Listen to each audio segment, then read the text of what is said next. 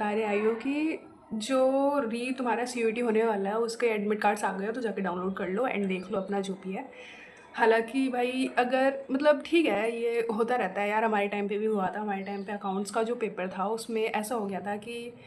उन्होंने अकाउंट्स की जो सेकंड वाली बुक होती है, लाइक ऑल यू नो, कि हमारे में कैश फ्लो चलती है एक, और एक दूसरी चलती है जिसमें हमें एक्सेल वैक्सेल आई थिंक ऐसा कुछ सिखाया जाता है।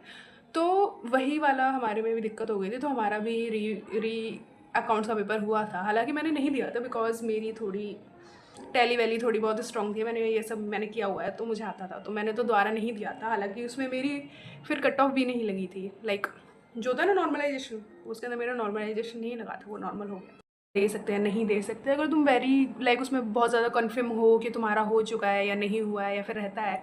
मतलब कि तुम नहीं दे सक मतलब दे सकते हो या नहीं दे सकते हो दोबारा, तो उस तरीके से अपना देख लेना कि भाई नहीं दे सकते। तो फिर अगर तुम्हें लग रहा है तुम्हारा बहुत अच्छा गया है तो दोबारा देने की आई डोंट थिंक यानी कोई भी नीड है स्पेसिफिक, बिकॉज ऑफ कोर्स अगर ज़्यादातर बच्चे दोबारा देंगे तो फिर तुम्हारे उसके अंदर नॉर्मलाइजेशन लगने के चांसेस भी उतने कम होंगे, तुम्हारे मार्क्स भी उतने कम कटेंगे, क्योंकि नॉर्मलाइजेशन से ऑफ कोर्स किसी के मार्क्स ज़्यादा बढ़ते हैं नहीं, एज वी ऑल नो। सबके कम ही हुए हैं, मेरे भी कम ही हुए हैं तो फिर इसमें थोड़ा सोच लेना कि ठीक है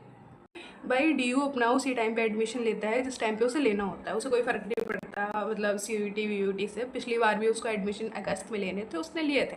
हालांकि अब देखो, अगर CUET जल्दी हो जाता है या इसके सारी चीज़ें जल्दी हो जाती है, अगर आगे कोई दिक्कत नहीं आती भाई, इस बात से तुम लोग टेंशन मत हो कि क्या होगा, एडमिशन रुक जाएगा। भाई हमारे टाइम पर भी सीट खाली बची थी और कुछ नहीं हुआ था, मतलब लोगों के 12th तक के एडमिशन हो गए थे नंबर पर, ठीक है, 12th तक के बेसिस पे एडमिशन हो रहे थे, तो इस बार भी होंगे, उसमें कोई टेंशन की बात नहीं है, तो आप लोग ज़्यादा टेंशन मत हो। और ऑफ कोर्स अगर किसी को ओपन से एडमिशन लेना है तो वो ओपन का अपना फॉर्म भर दो यार, लेकिन ना ज़रूरी नहीं है कि तुम्हें वही कोर्स मिले जो तुम करना चाहते हो, तो ओपन से तुम वो वाला फॉर्म भर देना, अभी फीस वीस मत भरना जब तक तुम्हारा एक्चुअल रेगुलर वाले एडमिशन नहीं हो जाते। और दूसरी बात रहती है कि तुम्हारे पास ऑल्टरनेट बहुत सारे ऑप्शंस हैं, जैसे कि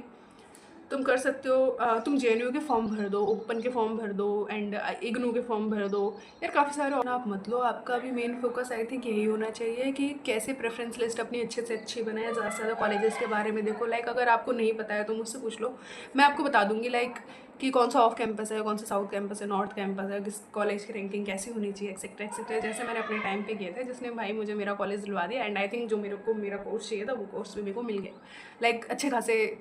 मतलब ठीक है, मतलब ठीक ही नंबर आए थे मेरे। ऑफ कोर्स नॉर्मलाइजेशन में किसी के इतने ज़्यादा आए हैं नहीं, जबकि मेरे पास मैथ और GT दोनों थे, तो कोई बात नहीं। तो देख लो, अगर तुम्हें इतनी टेंशन इन सब चीज़ों की है तो मतलब ठीक है, सब ठीक है, जैसे CUET कर रहा है वैसे करते जाओ आगे आगे, जैसे वो दे रहा है अपने स्टेप्स, उन स्टेप्स को फॉलो करो एंड सारे पेपर वेपर उस तरीके से दो जब तुम्हारा। और वैसे भी आई थिंक अब तो उसको निकाल भी देने चाहिए अपनी CSS ये सब के फॉर्म, तो फिर देख लो उस हिसाब से, ठीक है। तो अरे इतना कुछ स्ट्रेस लेने की ज़रूरत नहीं है, आगे जो भी चीज़ें होंगी मैं आपको इन्फॉर्म कर दूँगी टाइम टू टाइम, ठीक है। Okay, bye bye, take care, bye bye.